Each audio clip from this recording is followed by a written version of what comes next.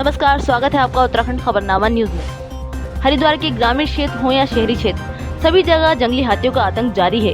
हरिद्वार का अधिकांश क्षेत्र जंगल से सटे होने के कारण हरिद्वार में लगातार जंगली हाथी इन इलाकों में अपनी दस्तक देते रहते हैं। इसी वजह से जहां कई लोगों को अपनी जान से हाथ धोना पड़ता है, तो वहीं किसानों की फसल भी भारी मात्रा में इन जंगली हाथियों द्वारा बर्बाद कर दी जाती है। किसानों को इसको लेकर वन विभाग के खिलाफ भी काफी आक्रोश है। तो वहीं वन विभाग द्वारा जंगली हाथियों को रिहायशी इलाकों में आने से रोकने के लाख दावे किए जाते हैं, मगर उनके सारे दावे हवाई हो जाते हैं। हाथियों के द्वारा नुकसान हो रहा है, सैकड़ों बीघा नुकसान हुआ है काफ़ी, और ये वन विभाग के अधिकारी कुछ नहीं कर पाते, और इससे लगातार हाथियों का आक्रमण बढ़ता जा रहा है दिन पर दिन। बहुत डर सता रहा था, लोग बाग गाँव से खेतों में काम कर रहे थे और इधर उधर घूम रहे थे, भाग रहे थे। खेत में काम करने वाला परेशान हो रहा था, और इसमें वन विभाग के अधिकारी बस घूम रहे थे उनके पीछे, लेकिन हाथी निकलने का नाम नहीं ले रहे थे यहाँ से। बहुत सताता रहता है कि जान का खतरा रहता है। हाँ, ये डेली जा रहे हैं, बहुत ज़्यादा नुकसान कर रहे हैं। खेत सारे उदान करके मार दिए करीबन सैकड़ों बीघा गन्ना खत्म कर दिया होगा हमारे गांव में। कर्मचारी आओ और रात को थोड़ी बहुत देर अपना बैठे कहीं रास्ते में, अपना फिर वापस हो जाओ ना। हाथी का कोई मतलब नहीं है, देखना आओ हाथी आए या नहीं आए, हटाते नहीं आए। डर तो रात दिन का मेरे भी धरे लिगड़ के कल मतलब भगवान की कृपा से बचा हमें। ठंड पर आ गया था बिल्कुल नहीं। गाँव वालों को तो पूरा दहशत रहा है, वो तो बेचारे रात को बाहर निकलते भी नहीं है। दिन में भी देखभाल का बहुत उसमें जाना पड़ा कि भाई कहीं ऐसा ना टकर जाती कि पूरे दिन रहो जहाँ खेतों में।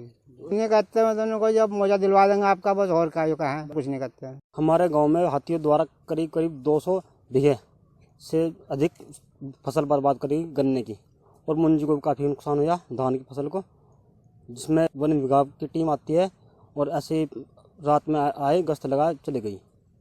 उसके बाद बाकी कुछ नहीं है, कार्रवाई कुछ नहीं करते हैं।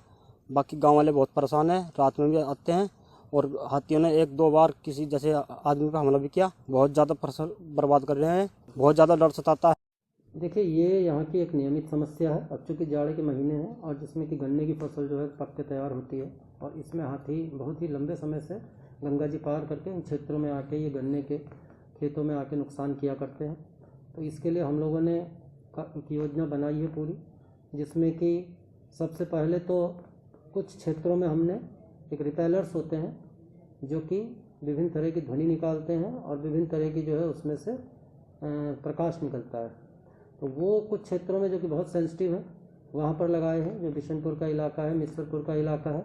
और बहुत शीघ्र ही हमारी योजना है कि इसको, जो हमारा भूतपुर तक का इलाका है, लगभग 17 किलोमीटर का इलाका है, तो इसको कुछ दूरी पे लगभग सारे क्षेत्र में लगाएं।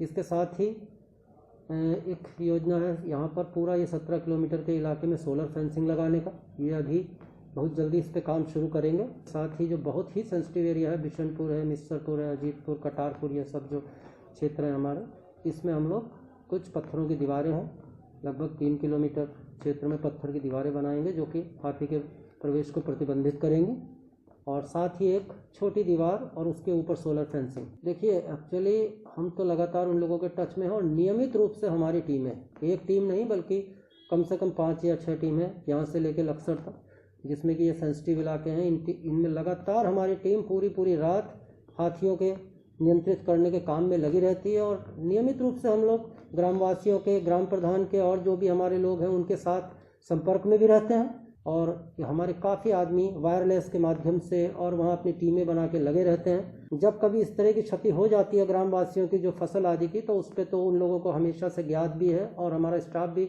उनको जानकारी रखता है कि आप लोग अपना फसल क्षति का मुआवजे का जो निर्धारित प्रपत्र होता है उसमें प्रस्तुत करें, तो उस तरह से मुआवजा वगैरह दिया जाता है। हरिद्वार से उत्तराखंड खबरनामा न्यूज की रिपोर्ट।